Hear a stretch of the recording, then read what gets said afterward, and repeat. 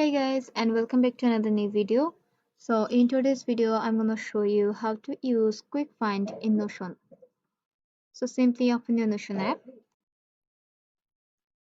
and at the left side top right corner you can see an option which is search, and whenever you are on these options they will also show you a short key which is Control K.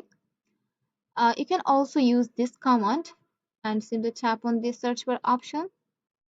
So in here you can ask for a specific questions, or either you can give a keywords of the things that you are looking for. And if the things included in your Notion pages or anything anyone's, you'll find out these options.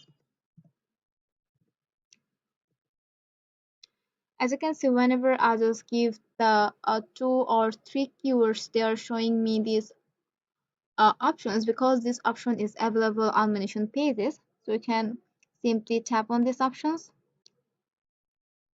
and this one will take you the things that you are looking for.